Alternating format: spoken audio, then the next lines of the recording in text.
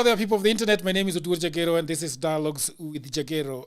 Today, I am having a guest. His name is Mũnũku, the son of a freedom fighter. Is that how you are? And it sounds like he's fighting for a lot of freedom, not for the country. He's fighting for the freedom of men. The truth is, these days, in the woke culture, we are hearing a lot about toxic masculinity. We are hearing about feminism, weak men, men that can't cry in the bath, that are no longer crying in the bathroom, crying in the streets, and that a lot of people are having a problem with. People should be on their lanes, And today I'm with Robert Mũnũku. Mũnũku, how are you doing? I'm great, thanks. The world is becoming very difficult, especially for us on the internet. You do not know what to say anymore. You don't know what is going to. The other day I was watching Elon Musk having a very heated and feisty interview with Don Lemon, the former CNN journalist. And he was insisting that, Elon Musk, these are things you need to remove from your platform because they're hurting people, they are causing a lot of mental hurt, and people are having mental illness because of this. And one of the things that he was bringing up was the issue of anti-Semitism. Yes. And then a very interesting question that Elon Musk said, is it legal? What these people have posted, the things that you're having on your paper, are they legal? And then he said, no, they are not legal, but they shouldn't be on the platform. And then it was like, so who decides that? Is it you who decides that, or somebody else should be able to decide? People should see it and then decide for themselves that this is something they don't want to watch and follow that person. But anyway, what is your assessment of the world that we live in now? That's what I want you to start with, and then we are going to go back to your story. That's social proof that I'm talking about. Okay. Yes. Well, my assessment of the world right now is that we are continually living in a space that's becoming harder if you don't have resources. And by resources, I'm not just saying about money. I'm talking about anything that you need to survive, from the very basics such as healthcare to the most extreme cases such as even building a legacy for your own family. And there's wanton poverty. And why that is for many reasons. But if you're looking at it now, back to what you mentioned about looking at it from a societal perspective, we are continually living in a space where opinions are being shaped in a certain way towards a certain direction, and usually towards the left or the liberal way of thinking. And what I personally have seen, and I think it's not just personal, it's about assessing outcomes. The more we embrace these extreme liberal values, the more society sinks into degeneracy. The more problems increase. Free speech, you just mentioned Elon Musk and the Don Lemon interview. Free speech is if you say what I agree with. Yeah. If you don't say what I agree with, it's hate speech.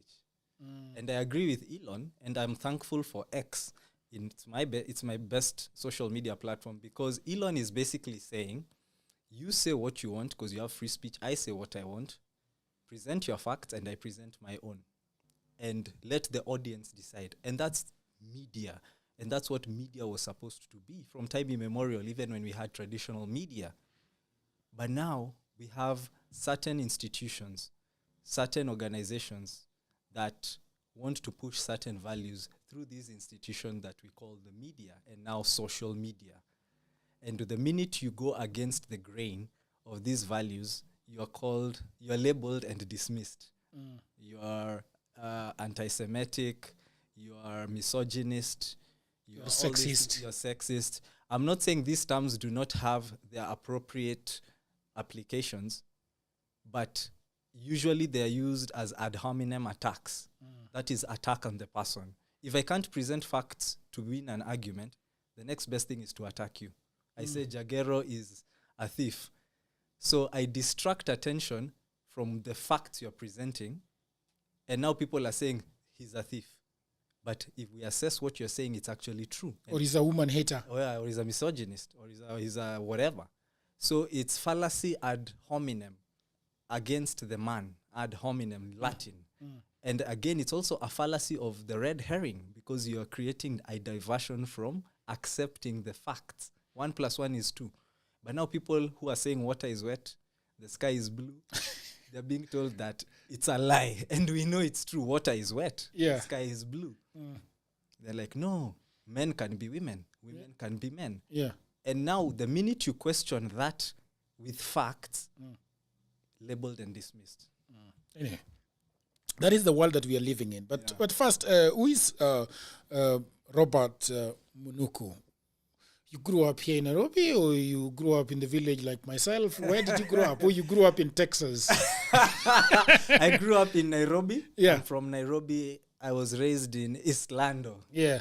I grew up. Which part of Eastlands? We've got a lot of tukona umoja. In fact, saying Askia Eastlands, I hear Eastlands is bigger than it was when I was growing up there over close to 25 years ago. But I was born in Umoja Estate before there were flats. Can you imagine Umoja without flats? I remember Umoja without flats. Exactly. I was born there. And then people used to ride bikes there. Yeah, it was basically a suburban setting.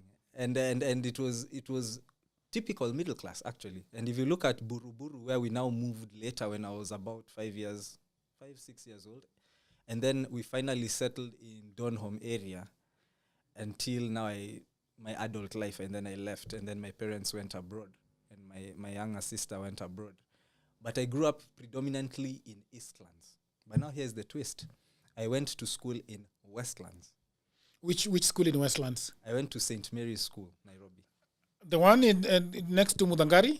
Yes, it's actually in Muthangari. Yeah. Muthangari police station. Yes, that's a bit. It's closer. St. Mary's is actually a big area. There are 2 entrances. There's the entrance at James Gishuru at the back. Yeah. And there's the one at Raptor Road. But do people really use the one on Raptor Road? Yes.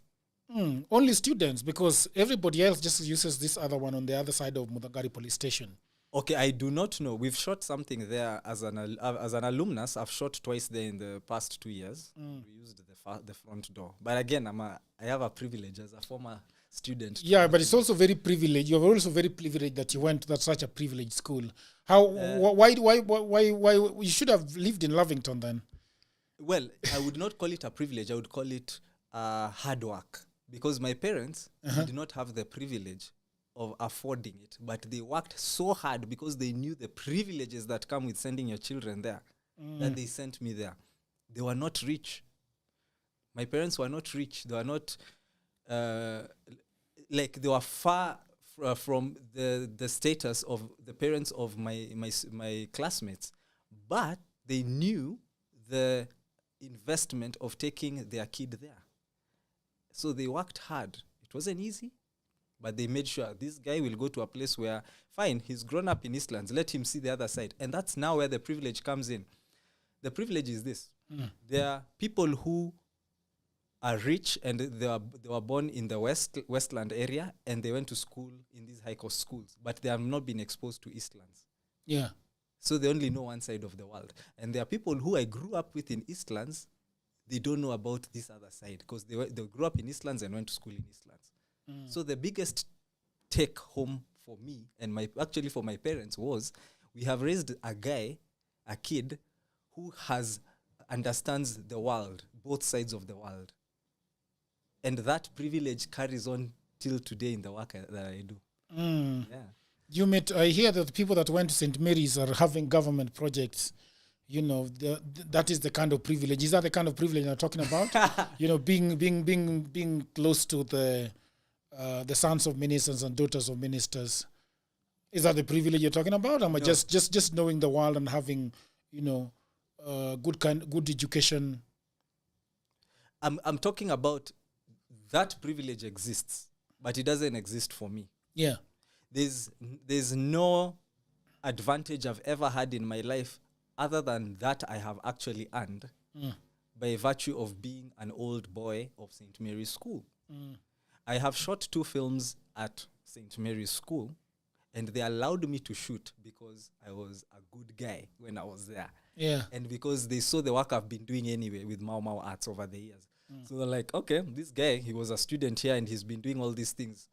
We would want to be associated with such a guy. But I have never had an advantage based on, I know these rich people from St. Mary's whose parents are ministers or diplomats. No, in fact, and this can maybe come up later as we talk, you'll be surprised that access to certain privileges goes beyond going to a certain school. There are people, even if you went to the same school with, they will not open certain doors for you. Because, for example, you grew up in Eastlands. You will never be like us. There are people who think like that. Yeah. Even though you came and sat next to me, you are not going to be like me. Yeah, and even though also you go and get money, if you come with a lot of money, there are certain things that will still not allow you to do because you're not part of us. There's this elite kind of mindset. How do you think they were knowing that? Because how do you think, for example, the son of a minister would know that you're coming from Eastlands? Are you telling them, or they're figuring it out by themselves? By the way you speak, how do they figure it out? Well, I mean, if you're in the same school, you are basically together for almost 12 years. You're interacting and they will know a lot about you anyway. You know how boys are. Yeah. And that's another thing we'll talk about in terms of masculinity. Men don't hold back. A man will call you names and tomorrow you're laughing together. Yeah. Because they know so much about your background. And later now when you finish high school and you go your separate ways, these are people who know where you came from anyway. And again, we interact at a level of we are first of all friends. We are first of all former classmates than I am now coming to you because your dad is a minister or an MP. And I've actually never asked anybody to extend that privilege to me. I've never asked anyone to use their position as an advantage for me to benefit from. I just think that people would extend that even without you asking. So, for example, you see Eliud Owalo was YK92. Yes. And now he's in government. Yes. You find you get to know a lot of people who have been brought into the government. If you trace them, you realize that they were friends of President Ruto Kitambo. Yes. And now they have been brought in the fold. Yeah. You know, they've been brought to that high table. Yes. So probably that's what I was asking is that, okay, I know Mũnũku, we were sat in class with him. Yeah. And now I'm in this gravy. Yes. Why can't he come into this gravy train and so that we can enjoy it together? Yes. Probably that's what I was asking. Yes. Yes, it exists and it's true. And let me just give you another way of looking at it. It's more about networking. I always say this. On the extreme end of the continuum, you have corruption. On the other extreme end, you have networking. Yeah. Do they coexist? Yes, it's a coexistence. If I know you, like I do know you from 10 years ago, we shared an office space, and I use that, for example, to get to talk to you about a certain issue I feel that may add value to both of us. That's networking. Yes. But if I know you from 10 years ago and then I come and I ask you to hire my daughter who is not qualified, that's the other end of the extreme. And that's corruption. So let's not brand networking as corruption. Okay, you finish at St. Mary's, then what do you do? Do you go to Harvard or where do you go? Or why not Yale? Anyway, I'm joking. Everyone says Harvard. No. Yeah. Is Yale better than Harvard? I don't know. Yeah. Those are Harvard and Yale are known for law, and I didn't want to be a lawyer. But the thing is this. Let me give another story here. Yeah. Most people who I finished high school with flew out of this country to go to college, or what in university in Kenya they call university. They went to university outside Kenya. Yeah. Like 90%. That's a very big number. 90% of the people who finished Form 4 with me went to study college abroad. What does that tell you about the income capacity of their parents? And we are talking about 1999, 2000, 2001. That is huge. That's Moi government time. To be able to take your son or daughter out at that time, you must be rich. So I didn't desire in any way to go abroad, nor could I afford. Yeah. Parents couldn't afford. So I stayed here and I went to a local university, as local as it gets, and it wasn't even private. I went to a public university. Is that Moi? No, Nairobi. I went to UOM. What is your Yeah. Nairobi University is a very interesting school, right? Yes. Yeah, You it know? has a reputation. It's infamous. Yeah. Did you like it? It had its pros and cons. Yeah. Yes. I did a BA there I did an undergrad BA. What I liked is that I did philosophy. I did an undergrad double major in philosophy and sociology. That explains a lot about your thinking. Really? Yes. I've always thought that you're very off the rail kind of guy. Like you Is don't that a euphemism for crazy? no, like Mũnũku, you just don't think the same as many people. Yeah. Even when we were with you at Power 254 Kitambo, Yeah. you are just your own guy, you know, looking at things with a lot of skepticism, you know, not joining the bandwagon, not mainstream. Yeah. You know, so do you think that comes from you reading a lot about the human mind? And you remember there is a time Yes. we were at Power 254, and then people had gone for riots in town, and you remained in the office. Yeah. I think I also remained in the office. Yes. And somebody who is senior came and was very mad that we did not go for the riots. And I remember telling them that I don't agree with what you guys are doing. Yes. You know, so I don't need to go there. Yeah. You know, and I've very few times I saw you going for riots. Yeah. You know. Yes, and it's true. If you just to talk about that issue, first let me give a comment on what you just said about riots and protest. Yeah. There's always and let's call it activism, because there's a process and there's actions within a process. The process is activism. Yeah. And the actions within that process is protest, going to the streets to demonstrate. What we must understand is, what outcomes do you want to get? And are the actions you're deciding to choose within this process called activism more likely to achieve those outcomes? And that's why I refused to go, because I was like, you guys are just going to shout like a bunch of hawkers in town. Yeah. You're arrested, maybe get a few clicks and likes on social media, people sympathize with you, but are you changing anything? Wouldn't it have been better, say, for example, at that particular case, to get to know who are the gatekeepers to these institutions that are doing the things you're complaining about? Maybe have them in a room first of all and talk to them and air out your grievances and tell them why you're a stakeholder. And if they do refuse, maybe you can go to the streets. And let me tell you something. When masculine men go to the streets, we've had this before, revolutions happen. But when victim mentality people go to the streets, nothing happens. You just be on the news for a day. Ebu explain that. You are being scandalous, bro. Ebu explain that. Ebu expound that. Say that in English. Don't say it in psychology. Okay, let me put it this way. Yeah. Think of it this way. Let's say you aggravate someone in the streets, and he tells you, usinisumbue. You aggravate him again. Yeah. He'll beat you up. That's the masculine guy. The other type of person is someone who embraces victimhood. Mimi ndio ninasumbuliwa. You'll disturb him, atakwambia usisumbue. You'll disturb him again, wewe unanisumbua. You'll disturb him again, then he'll go and tell someone else, this guy is disturbing me. That's the kind of activism that exists now, the latter, where people are victims. You're just complaining without an end game. But trust me, again, in plain English, when you upset people who are serious about effecting change, you will be in war with those people. And we have seen it. I don't have to give hypotheticals. We saw the Arab Spring.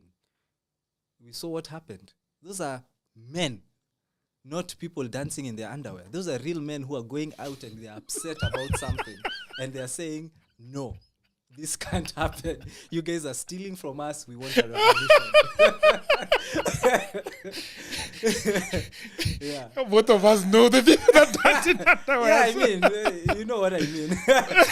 When you upset someone who is serious, they know how to take action. Dancing in underwear with diapers. Yeah, I mean, come on, man. Yeah. We are going to discuss a lot of things, and we are coming to. So you finished school. Yes. At Nairobi University. What do you do after that? At that time, that was around 2005. I started working in academia as a field research assistant. We used to be assigned to postgraduate students. I worked for Tangaza College, an affiliate Tangaza College in Karen. Karen, yes. There was a program there called Miasmu, where it was like a residency program for academia, where they would bring students from abroad, specifically Minnesota in the USA, and they would get to experience the African cultures. So what we were doing basically as field research assistants was we were taking them to the informal settlements in Nairobi and even the rural areas, and they get to do what in those hard language they call ethnography, but basically it is staying with a certain group of people and getting to learn their culture. I did that for 2 years, and then I joined the corporate world for another 4 years. What were you doing there? Banking? Yes, I was in an investment bank. I was an analyst. I was dealing with client portfolios. I was a portfolio manager. But in the last year of my stint in the corporate world, I was a dealer. I was trading in the Wall Street of Kenya, Nairobi Stock Exchange, who, by the way, blacklisted me, but that's another story for another day, because of an article I wrote when I left. What I was basically asking about the ethos behind trading, and I was comparing it to gambling, because it's glorified gambling. That is what Wall Street is? The Kenyan Wall Street or all the Wall Streets? Well, basically, all stock markets are the same. You're basically buying and selling entities that represent value, but that value is inflated because it's demand and supply in a vacuum. You see, if you have shares in company X, for example, and they cost 50 shillings, I have those shares and you want to buy, and then I say, it costs 50 shillings, but I'll sell it to you at 200 shillings. Yeah. There's 150 shillings that will be created by our transaction. But that 150 shillings does not correspond to actual production in the real world. I know that's a lot of economics, but that's where I had an issue with the Nairobi Stock Exchange, because they were gambling with companies listed on the stock exchange that represented actual value. Yeah. But because of DS, demand and supply, and how the stocks move, prices are inflated, a lot of money is made that does not correspond to actual production. For example, if I own shares in Mumia's sugar company that cost 10 shillings, and because of DS, demand and supply, you buy it for 200 shillings, where is the 150 shillings coming from? You're getting it from maybe your job somewhere, which is actual production. That 150 has nothing to do with production in Mumia's sugar company. And that was my issue with the stock market. And I did an article on that. It was published on the Capital FM website by Eric Latif. I now see he's in another, I think he's in KTN. Eric Latif actually published the article on when he was at Capital FM, but now it has been taken down. I went to its 404 era. But those are the things now that made me realize, this is not the place for me. And then that's when I left and now joined the mainstream art industry, where I met you. The NGO world. The NGO world, and more specifically, NGOs that deal with artists. NGOs that deal with artists. Okay, great. And that's what you have been doing for some time now. Yes. And now you run Mamau Arts. What does Mamau Arts do? We are a company. We are a limited company. Limited by guarantee? No. Limited for profit. For profit. Yes. One of the reasons. Why didn't you go the profit way, bro? The non-profit way? Various reasons. For one, I didn't want. Actually, the main reason is because I did not want us to rely on funding. Yeah. What is problematic about funding? It's not consistent. That's the problem. So if you're exclusively an NGO that depends on funding, or a charity, because you could be registered as a charity, what happens when your donor pulls out? You shut down. You can't pay salaries. You have to let people go. You can't pay your rent. You can't keep the light on. And we've seen this. It's a story as old as time. We've seen it happening over and over again. So you are left in a vicious cycle of constantly writing proposals and trying to get more funding, and that is not sustainable. So we were like, okay, let's make our own money. And that's why we're a production company. Mau Arts is a production company in the arts. We produce music, films, ads, documentaries, and we get commissioned to do that. However, that's not all we do. We're also a social enterprise. We care about the welfare of artists. We do creative education. So what we do, when we get all these commissions, sometimes we do get donors. We plow back that profit into our social enterprise work. And that is more sustainable. Had we gone the route of registering as an NGO, we would basically be shut down, because we are actually currently donorless. We are donorless. right now. Maybe tomorrow we'll get a donor. But you see, we are only open shop because of that model we adopted when we started in 2014 to, okay, even if we are not getting donors, we are making money through gigging, through contracts, through whatever. There has been a lot of talk about, there are people that register their organizations to do business, but also non-profit. Yeah. Do you think that's a better way? You can get grants? Yeah. Yeah, you could. I am not so familiar with the new modalities of registration, especially here in Kenya, because even at the time where we transitioned from basically just being a mere business name to a limited company, at that time in 2018, I think there was a review of the cap that deals with registration of companies. So I don't know right now the modalities behind self-help groups, NGOs, charities, and all that as pertains to Kenya. But I would say if you are going to open shop, sit down with a lawyer and see the best options that fit the objectives of your organization. And the short answer is yes. You could have the model you are registered maybe by guarantee, limited by guarantee, and maybe you are more open to getting funding from donors. Yeah. At the same time, having maybe the tax rebates and privileges that come with being a limited company. I've read so much about the donor world. You know, give me money, I do projects in Kibera. Give me money, I do projects in Korogocho. I don't know whether we are seeing any change, but the other day, there are a group of people in the United States that decided that giving organizations money to do a change is no longer working. Yes. So what they decided to do was to send money directly to people that are on the ground. For example, they say, okay, we are going to send Mũnũku 3,000 or 10,000 every month instead of giving it to another organization that is claiming that they're going to help these guys. So that got me thinking, and I've read so much about aid. You know, America giving aid to Africa, UK, Oxfam, whatever. There are so many. The Bill Gates Foundation. I don't know what is at play here, really. Because, for example, I can't afford Microsoft 365.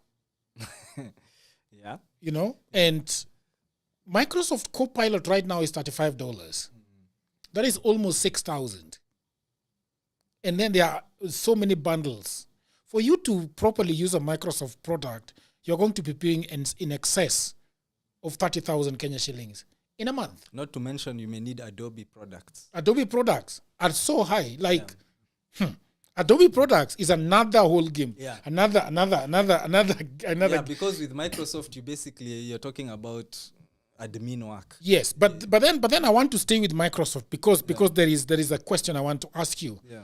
And then Bill Gates claims that he wants to help the world. Yes. You know, through Melinda Gates Foundation. Yes. And I am just wondering, why would you sell software that is supposed to help, for example, creatives like us to do the work and earn money by themselves? Yes. And then you take so much money from people through business and then claim that you're a philanthropist, that you're going to put some money in Melinda Gates Foundation, and then you give a little bit of that money to Africa. Yes. I mean, what do you think about this? I'm not surprised, because that's how it has been from time immemorial. Yeah. And I think this is something most people need to understand sooner than later. NGOs have never been there to help. It's a very that's a bold statement to say. It's true. I'm being very, very honest with you. An NGO, from time immemorial, most NGOs are not created to help people.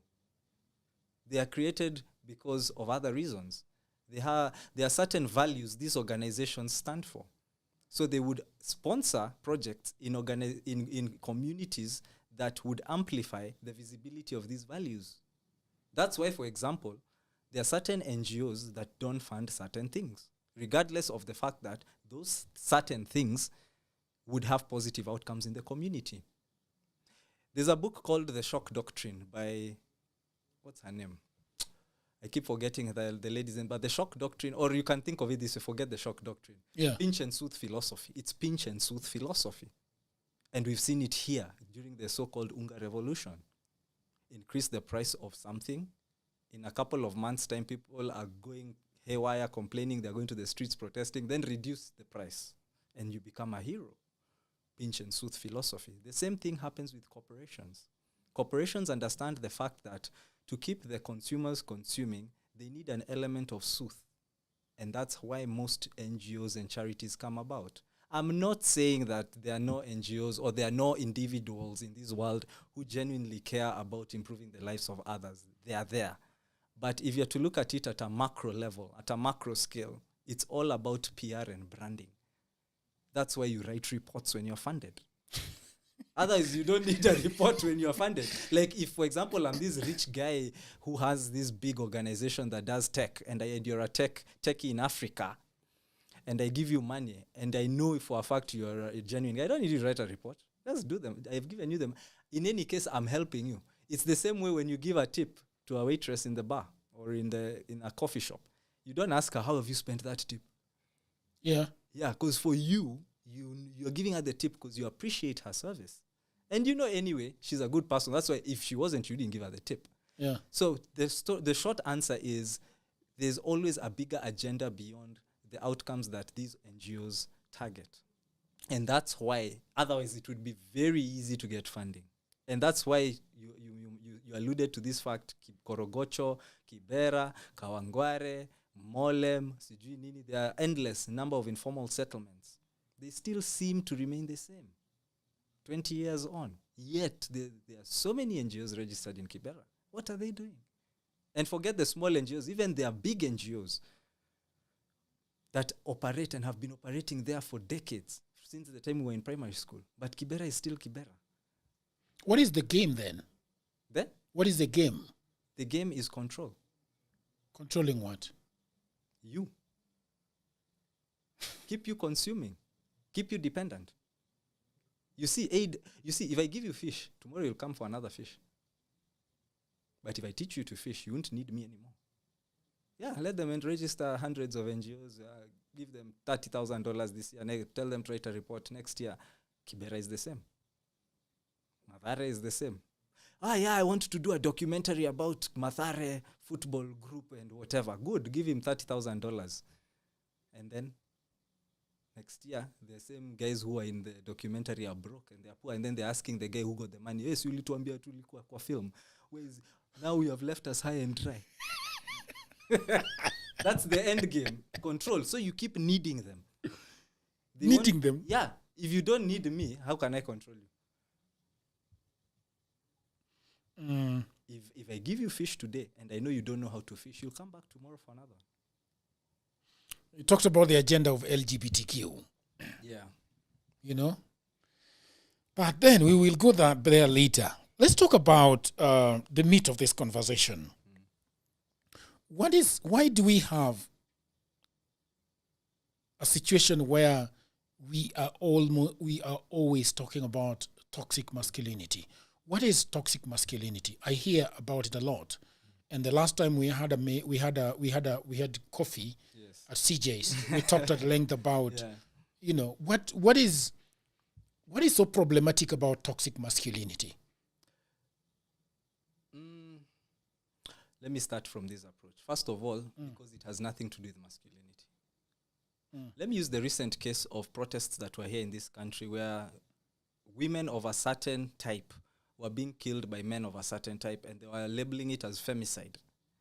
No, you are raising it wrong. No. Let me finish my point. Let me finish my point. Okay. No. I want you to qualify some statement. Okay. What do you want me to qualify? I want you to qualify the idea of women of some type and men of some type. Yeah. Yeah. Women of some type who found themselves in certain situations and whose demise was of a particular kind. Yes. Men of some type, men who did those things to those women. The men who did those things to those women are not Jagero. They are not Robert Mũnũku. They are not Peter Karanja, who is a family man who respects women, who respects mothers, who has never struck a woman, who will never do it.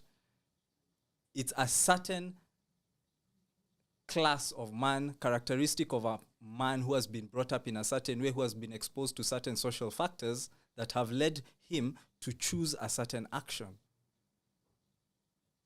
And that kind of a man is not just bad to women. He just happened to kill women because those were his targets. Just like a drug dealer, a junkie, someone who is hooked to hard narcotics. They take a certain narcotic that they're hooked to. But they are distinct from someone who doesn't take narcotics in their behavior generally. The guy who can kill a woman in the circumstances these women were being killed in is the kind of guy who would also be injurious to men. It's just that the dynamic does not allow, or maybe the choices he's making based in this reality he's in does not allow him to be. So it's not about masculinity. It's about the individual. He could even be, and let me say something as a footnote. Men die more than women generally. And men are victims of crimes anyway, generally more than women.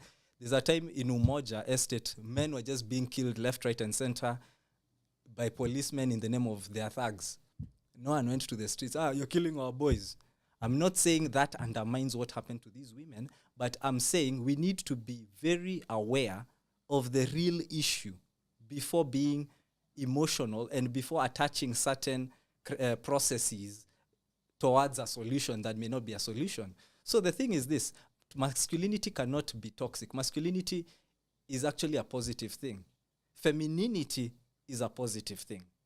Masculine and feminine are meant to work in harmony to build the world that we live in, and that has been there for millennia. There's nothing like toxic masculinity. That's something that has been used as a cap by feminists especially to give an excuse for whitewashing or giving blanket statements about negative behavior that is only peculiar to certain men. And those men are actually bad to everybody, not just women. So the thing is this: masculinity is about three things: leadership, protection, and provision. That's masculinity, and we need those men. The mic we're using right now, it's a man who invented this. It's men who built the world we enjoy today. The internet we're using, I'm not saying there are not women who are in the same space, but they're few and far between. Masculine men build the world we enjoy today.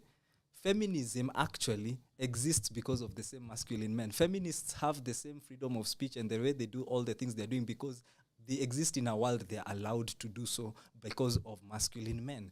The men who do the injury, the men who are killing other human beings, the men who are stealing, the men who are cheating and snaking their way through life, those are not masculine men. And that is an indicator of a problem.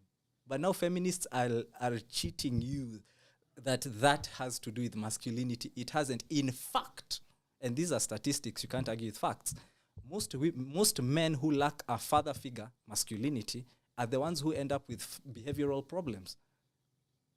Most children raised in single mother, not single dad, single mother homes are the ones who end up incarcerated, end up with behavioral problems, violent. Those are men who lacked a father figure. So how can you attack masculinity? Yet masculinity is the backbone of everything we enjoy today.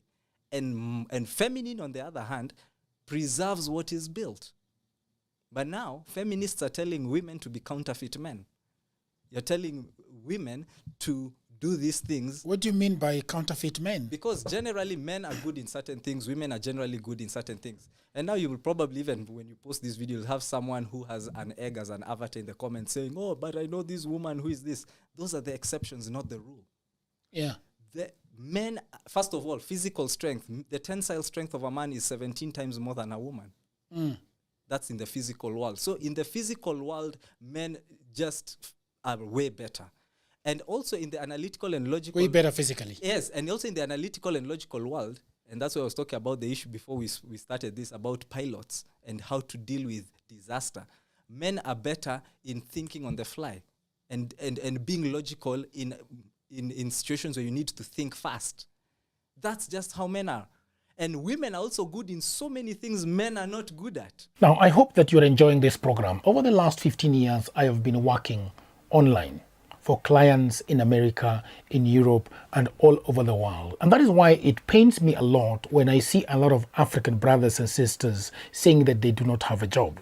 Now, this is the problem. A lot of people are trying to look for a job in 2024 in their own town, in their own country, in their local area. Now, the truth is, there are no jobs in Africa, at least not so many jobs. The good news is that we have internet these days. We have a tablet, we have a computer, we have a phone, and that means that we can do a lot of jobs. And those jobs are online. That is why over the last 4 years, I've been writing a book that is called Digital Goldmine. It is a book that explains to you how you can earn money online. The 18 hustles that I've chosen are basically for Africans. Okay, because what happens when you are doing online jobs is that payment is usually a problem. So these 18 side hustles that I have put together in this book, you can be paid very well and very conveniently. Okay, so the book is only 1,000 Kenya shillings. That is about $10. You can buy it in Kenya using paybill number. You can buy it online from anywhere in the world using a credit or a debit card.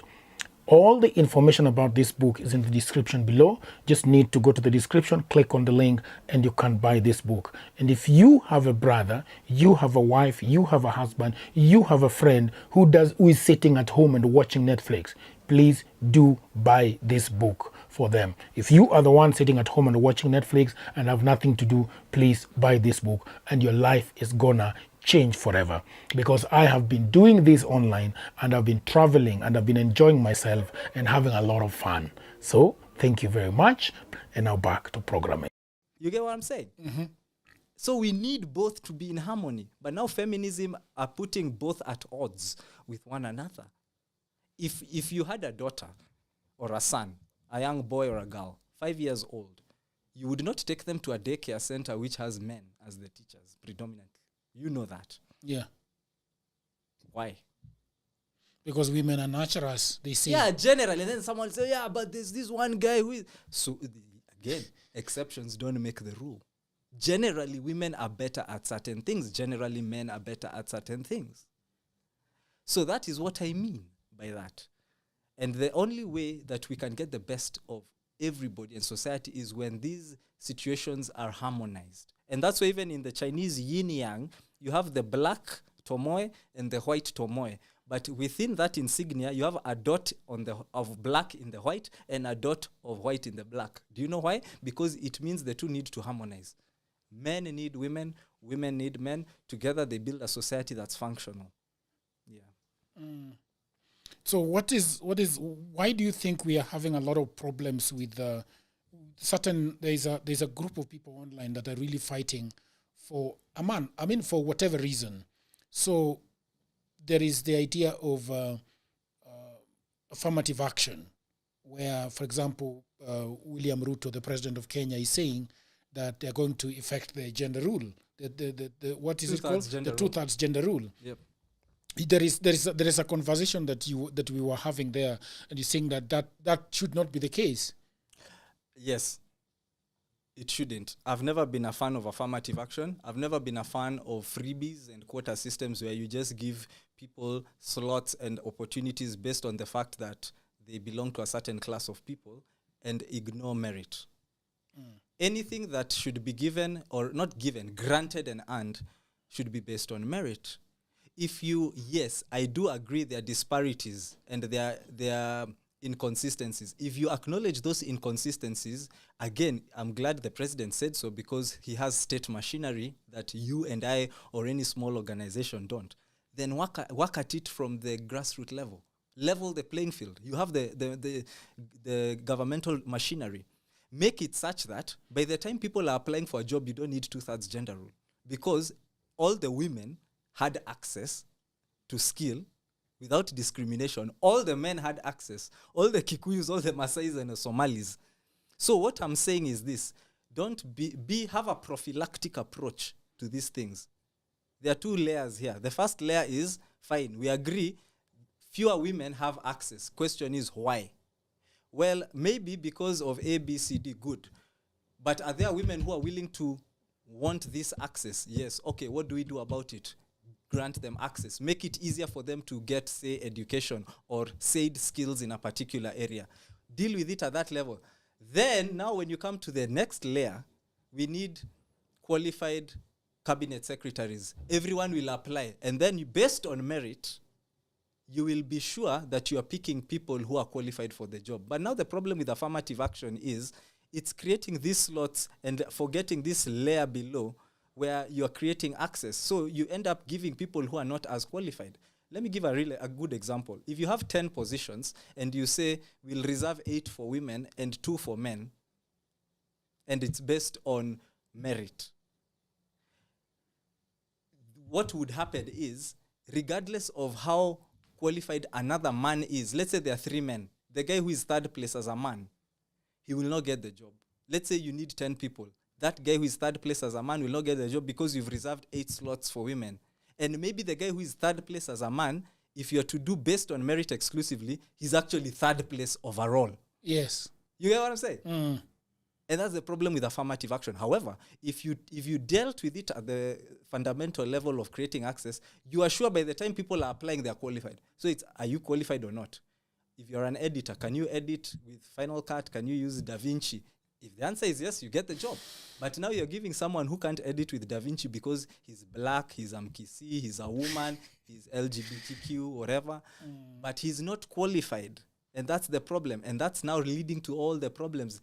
Quality is going down. Everything is, planes are falling from the sky. Things are happening. Why? Because you ignored merit and you prized inclusivity over merit.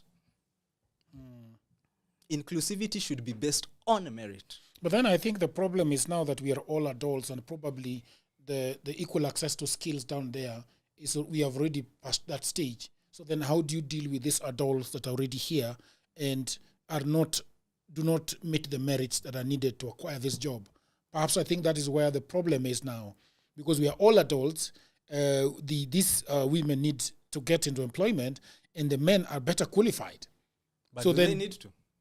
Yeah? Really? Do they really need to? To what? To get into the employment. Women? Yeah. Or anyone for that matter. Think you're saying the women, let me use your example. You have these women who need to get to, these are your words. You said we have these men who are better qualified, merit, and we have these women who need to get into employment. Why would the women need to get into the employment? Because probably she's a single mother and she needs a job. Why is she a single mother? Why do we have a lot of single mothers in the world Who today? are gatekeepers to sex, men or women? Gatekeepers to sex? Yeah, I believe they are women. Exactly. Who are the gatekeepers to relationships? Men. So again, how does this tie into what we were talking about? It ties in this way because you extrapolated it into single motherhood. A single mother, for the most part, is somebody who was in a relationship, had a kid with somebody, and that person, and they went their separate ways. So she's raising the kid alone. But remember, women control access to sex. So the greatest thing a woman can give a man is sex. And the best version of that, that evolves from that is children. Because men are about legacy. Likewise, men are the gatekeepers to relationships. And the best version of that, because it evolves, is marriage. So why did this woman, who is a gatekeeper to sex, give the greatest thing she can give without getting the greatest thing from the guy, which is commitment? Why didn't you But then marry? why are you having that? Why are you having that burden on the woman? Because she's the gatekeeper of sex. But she's not the gatekeeper of commitment.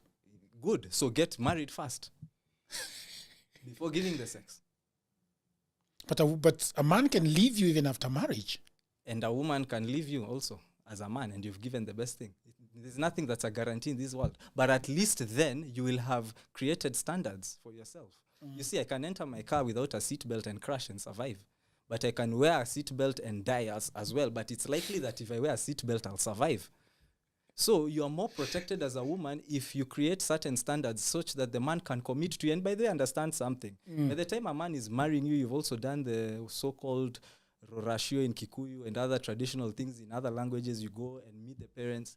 So you have already created certain qualifiers that are hard to renege than doing a one-night stand and getting a kid and then saying that you're a victim. Do you understand what I'm saying? She can call herself a victim, Mũnũku. Why? Why are you a victim for your poor choices? I can make a bad choice and still be a victim. Then let's let all the people in committee live and go free because they made bad choices and they just didn't know. You see, why? So that's their Yeah, that's their committee. Yeah. That's your committee. No, if you make a wrong choice and you get a child, that's your committee. Yeah, my point is actions have consequences, and we are all accountable to the consequences. Do you think that we are accountable today in this world? Is in this age, especially women? Do you think women are accountable? No, and that's because of feminism. Feminism is taking away accountability from women, and it's wrong because it even ends up hurting women more. Every human being, forget men and women are accountable for choices. The only people who are not accountable are the mentally insane and children. So if you're not clinically insane when you in the streets, you can't think. You're a clinically psychiatric case. You can't choose. Or you're a kid, like a 5-year-old. Those are the only classes of people exempt from choice. But now feminism is always creating this victim mindset where women are being exonerated from accountability. It's always someone's fault. Oh yeah, I'm a single mother, he left me. Okay, then why did you sleep with him? Oh, by the way, I have disease X because I was a commercial sex worker. Okay, but you chose to be a commercial sex worker. Likewise for men, if I steal today, if I become an armed robber and I go and rob a bank and men don't get the same pity, you'll be jailed. you won't say or be riddled with bullets. Yeah, you won't say I didn't know, I was young. I was young and stupid. Yeah, some of these women are young. Was she over 18? Yes. If you are over 18 years old, you're not a child. Were you of sound mind? Yes. You are accountable for your choices, both as a man and a woman. A society without accountability is destined for destruction. Do you think that we don't have a lot of accountability today as women or men? Yes, it's reducing, especially for women. Women are being held less accountable because of feminism. And I would say we are living in a matriarchy. And that's the irony of it all. We are living in a matriarchy? Yes. That's so true. Because most laws favor women. Even if you look at divorce court laws, family law court, they favor women. That's matriarchy. If they were living in a patriarchy, they would favor men. And most liberal values favor women. And let me just use a real example. We've seen this time and again. People who do sex work, pornography, they end up around 28 years old, getting an epiphany, and then they could convert to anapata Mungu. They are born again virgins. So at the end of the day, women can do that. A man can do that. You do something that's crazy, you will be put in jail. And that's why we are lacking accountability. Accountability should cut across, and it should be able to elevate society. Yeah. Let's talk about the man of 2024. Yeah. What do you think of the man of 2024? He's a boy child. And a lot of my friends, if I look at my friends, even in this city, most of them are struggling. Okay. But the women, not so much. Yes. A lot of my pool of friends who are women are having jobs. Yes. My pool of friends. And again, testimony. We are and you say that we're in a patriarchy. Really? No, those are just in town. Those are just the ones in town. Yeah. Not huko mashinani. Huko mashinani kuna FGM, bro. Yeah. Okay. So, do you think that we have building the woman for so long and forgetting about the man? Because I asked a lady something and then he told me that is BS. No, I don't think so. This is what happened. Let me give some mild context because this can take long, but I'll give a very summarized mild context on this. Let's start with feminism. Feminism, I'm actually a feminist. If feminism is the first thing that... Very interesting. If feminism is defined by the first wave feminism, I'm a feminist. Okay, let's what is that first wave? Because that first wave feminism means women should be able to choose. Before, women couldn't choose to vote, they couldn't choose to work, they couldn't choose anything. If that's the case, I'm a feminist. But during the time, and I sent you that link, the first wave feminism movement was hijacked by the sexual liberation movement, which came up with other things that are more detrimental to the woman than choosing. let me bring it back to what you said about the men doing well and the not doing well and the women. First of all, there are two layers. What is of value to a man and what makes a man valuable and what makes a woman valuable. But before that, let me talk about the other aspect. And that is economics again. Women before were in families and the men worked. And they had enough resources to take care of families. In 2024, a man may not, the average man may not have enough resources without his wife having to work. It's basic mathematics. If more people within the same household are working, it means there are less said jobs. So when women were encouraged to go to the workplace more, it's not because they wanted women to become better people, it's because they wanted more production, economics. More people working. You had only men working. Basically, world over, up to World War II, when the men went to war, the factories needed to continue running. So they realized they could pay the women less to do the same jobs the men were doing. And then they were like, okay, life can go on. The same thing continued and continued. Now more women are working, which is, again, your choice if you want to work. So there are less said jobs. I mean, if there are more people accessing the same thing, it's demand, the supply is less. And that's why today, it's very hard for an average Joe to support a family if his wife is not working. That's the other layer. Back to what you're saying about value of a man and value of a woman. Beauty and youth have always been currency for women. What do you mean by that? Before I tell you that, yes, status and resources have always been of what men are gauged by. A woman is most valuable when she's in her youth, the prime of her youth, and if she's a beautiful woman. From time immemorial, you can dispute it if you want, but again, it's like disputing water is wet. The kings of old had the most beautiful women. And why? And who are the kings? Again, the men who had the highest status and the most resources. Social media and new media has accelerated the process. The guy you're talking about who is not doing so well, who is 22 years old, is at his lowest value compared to his 22-year-old woman counterpart. A woman is at her maximum value when she's the same 22 years old. There's nowhere a 22-year-old can't open a door. She can, when you go to VIP in town, Quiver Lounge, unazionanga huku. If you're a beautiful woman, you're 22 years old, you'll get in. Youth and beauty have always been valued in women from time immemorial. And I don't think it will change. Again, status and the ability to provide, again, masculinity, prophet, provider, protector, have always been what gauge whether a man is of value. So the guy you are saying is 22, hajajenga kitu, hata hana janta, hana kazi. But this other woman, she's at her prime. 22 is when, and these studies have done, you can Google it later, women are most attractive between 22 and 25.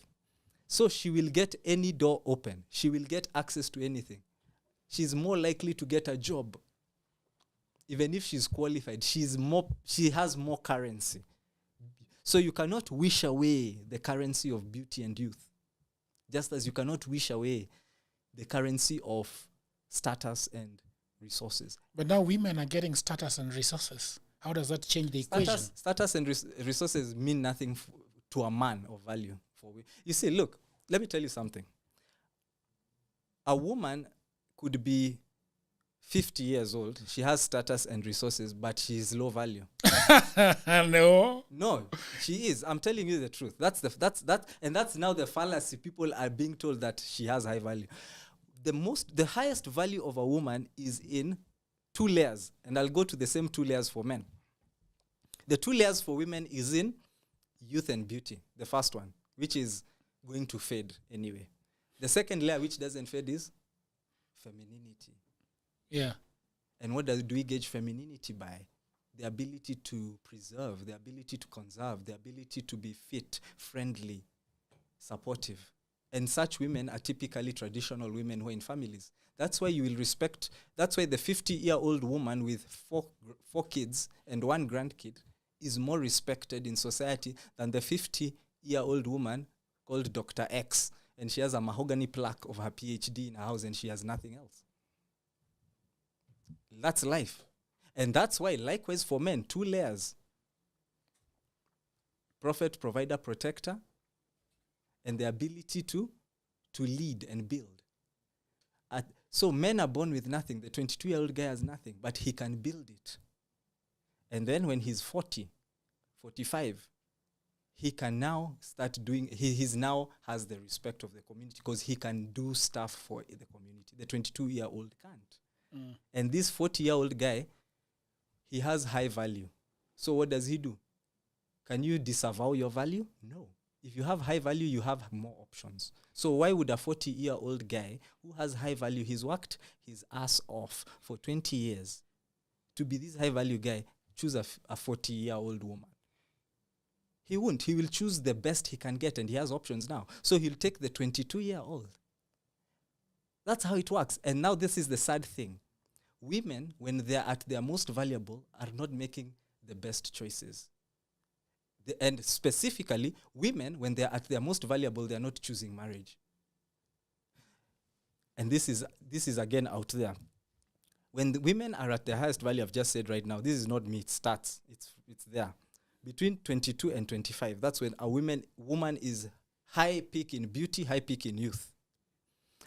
At that point, if she chose marriage, she would end up being that woman I've hypothetically described as a 50-year-old with 3 kids and maybe 1 grandkid, and she would be respected by society. Do you understand? But now they don't choose. They want to go out, party and all that. When they have the most options, they're choosing the worst things. Then later, when they're now starting to decline, when they're in 28, 30, whatever, they start being, again, being lied to that you can up your value by being like a man. And that doesn't do anything for you. Men are not... Attraction is not symmetrical and value is not symmetrical. So they go back to school, do psychology degrees, PhDs, everything. Yes, you'll be more learned and everything, but it's not increasing your value per se. It's increasing the value to who? To who exactly? To who? To the man? It doesn't. The 40-year-old guy doesn't care about your PhDs. They don't? They don't. I don't care about a woman if she has a degree. What I care about is she feminine? Is she fit? Is she friendly? Is she cooperative? Is she someone who can build? What is a mahogany PhD helping me? It could be a man. She's bringing home money. It could be another dude. She's not. Wait, No. Really. Mũnũku, calm down.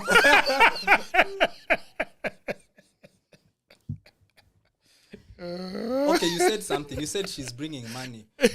True, she could be bringing money, but I don't need money. You're forgetting I've described this. I'm a man of status. Exactly, I don't need money. Oh, why? I need youth.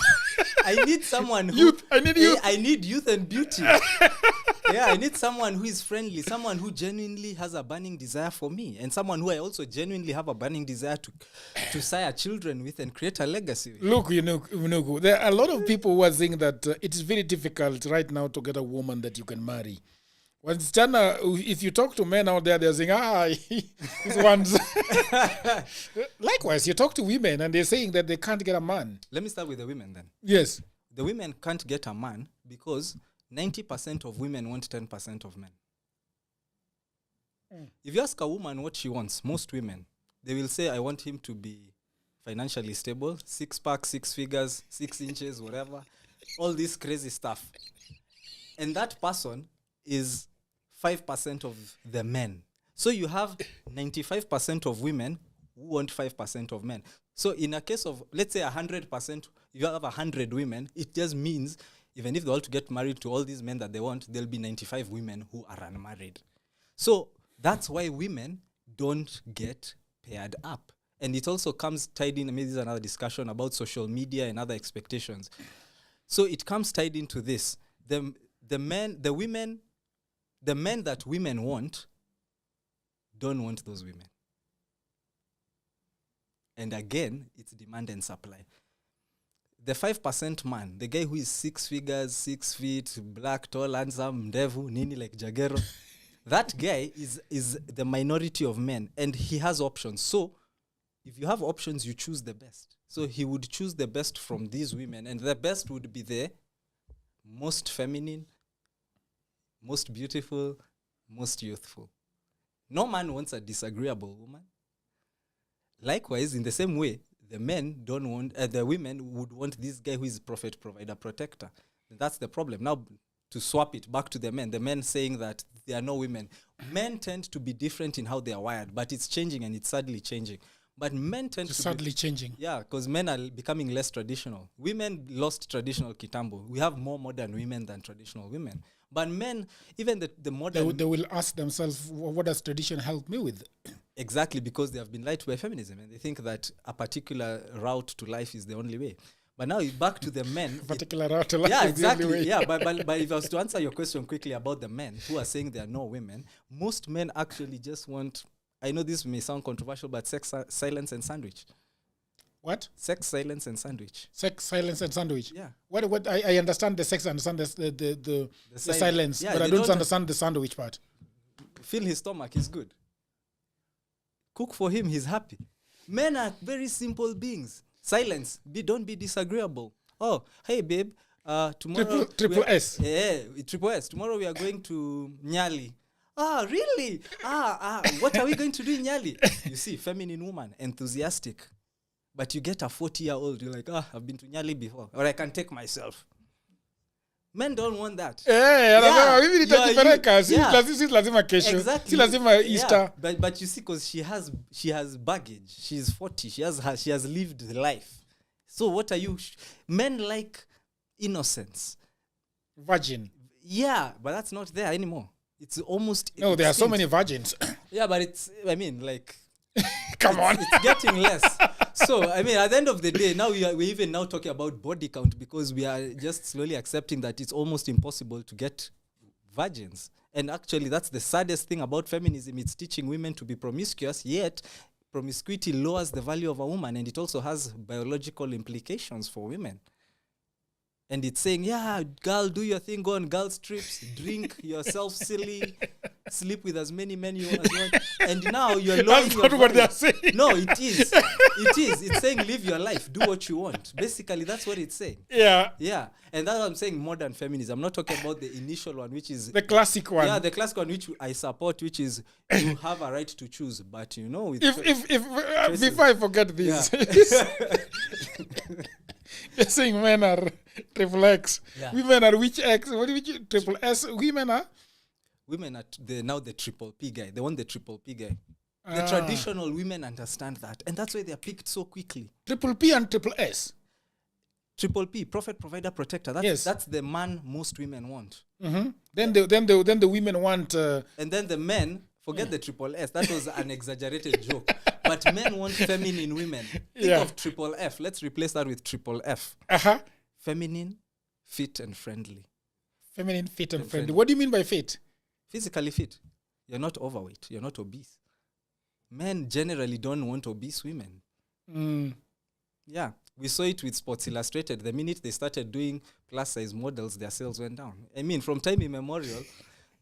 It is what it is. I mean, you can push the plus-size agenda and everything. I'm not saying that people are not worthy of respect, but a fact is a fact. If you're overweight, it's unhealthy. That's medicine. It's not an opinion. If you are overweight, you have more risk of hypertension and other diseases. If you're obese now, that's even... You're putting your body in danger. But now, again, back to the liberal values, they're glorifying these things which shouldn't be. No, it's okay to be overweight, obese, nini. Love your body. Love your body. Body positivity, plus size, plus extra XXXL.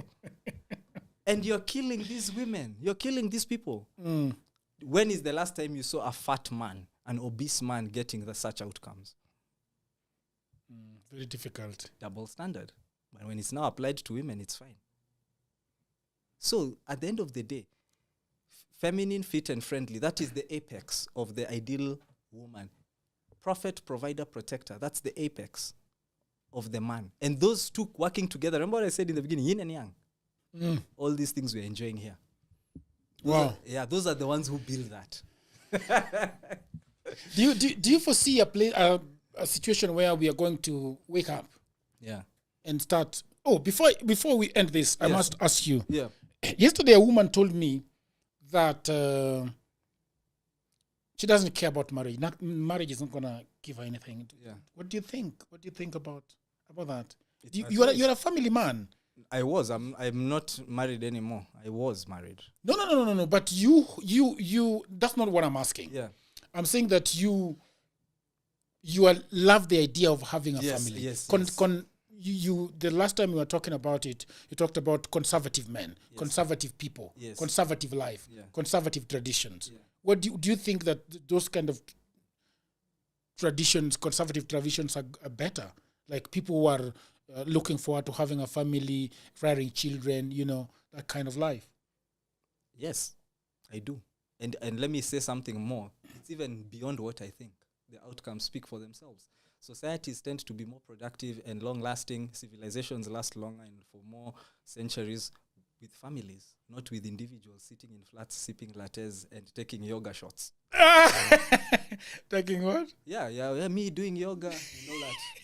You're single, you'll die. No one will remember you. You've left nothing of importance. But let me say something else, and I should have said this in the beginning. You are free to choose whatever you want to do. The woman you said she said she doesn't want marriage. Fine. It's your choice.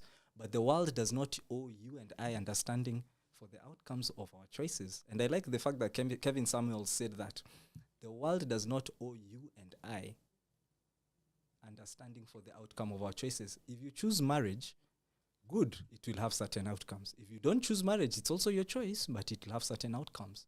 And we have seen a flurry of women later regretting not having kids later. The women who are taking selfies and latte shots and posting on Instagram in their when they were 25, they hit 40 and realized that I'm not really into this. This is not what really fulfills me. I really maybe want just to have a family. I want to have a kid who I go home to and I adore, a husband who takes care of me, who we can share a laugh with, go on vacation with. But they realize it too late. And also biology is not on the side of women because, as I said, forget the beauty aspect of 22-year-old. That is not important. The femininity aspect of bearing children from 35 years old, again, it's not my opinion, it's medicine. You enter geriatric pregnancy. So the older you hold it out, the more you're putting your body at risk and the likelihood of failed pregnancy. And at some point, you will not even be able to have those kids. And then and where will the feminists be? The feminists who are egging you on, they'll be nowhere. They don't care about you. They'll probably be in the same situation as you were. Yeah, you'll be having spinster lunches. That was a lot to unpack, Mister. Yeah. More than an hour, right? Now 10 minutes. So let's stop it here. Yeah. What would you tell the artists going forward about? You are into. By the way, do you want to talk about this book? Yeah, sure. I could. Okay, should I start with this or what you're saying about the artists? Both. You can combine them together as we come to an end. Okay, what did you want to ask about the artists? You didn't finish your thought. Yes, the artist about you are promoting artists. Yes. And you're trying to work with artists. Yeah. What is it? What is the one thing that you think should change in the art world that will make artists better business people? Well, you need to become... This may sound like a very cliche statement, but you need to become seriously good at what you do. Become seriously good at what you do. Number 2, you need to understand that the world is moving at a very fast pace, and ignoring it does not stop the motion. Just the other day when we were at CJ's, we were talking about AI. It's inevitable. At some point, you will either be a user and a beneficiary of AI, or you will be a victim of its haramities and all the bad things that come with it. So when you look at the aspect of the artist and skills, you have to understand, okay, I'm an editor. In 2024, how can I get gigs? It's not like our time when we were sitting in the office 10 years ago. We didn't have social media, wasn't that big. Right now I can go to an app, or I can even go to my own independent page and advertise my services. I could even get jobs from outside the country as an editor and send the footage via WeTransfer.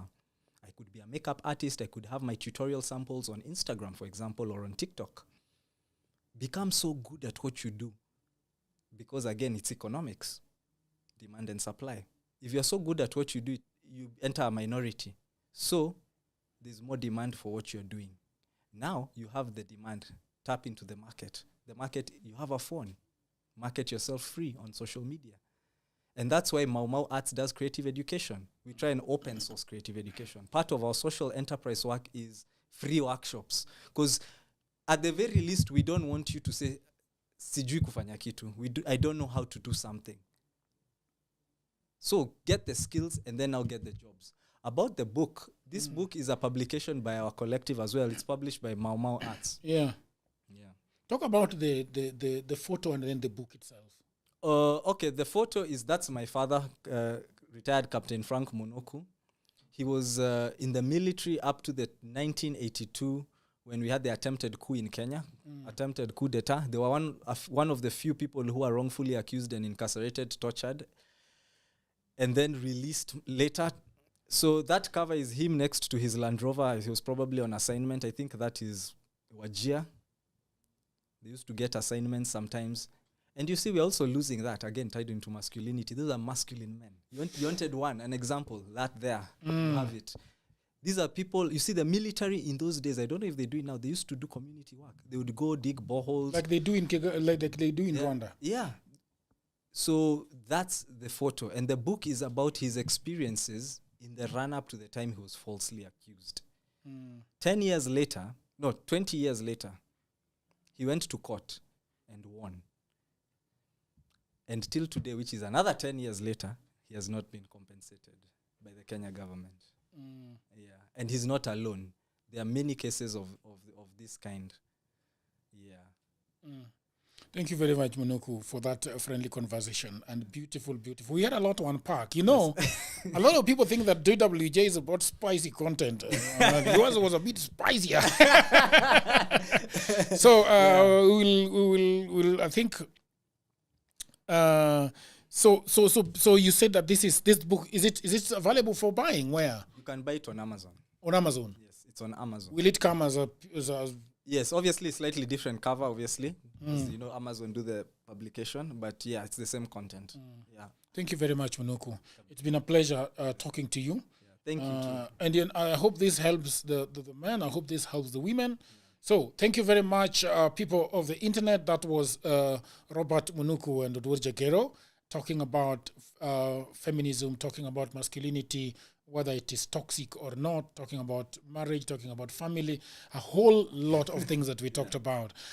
Please consider subscribing to the channel, hit on that notification bell so that when we have another video, which is going to come, we're going to be talking again with Mũnũku about big pharma, mental illness, and cancer patients, which is another huge area. So thank you very much. Until another episode, bye for now.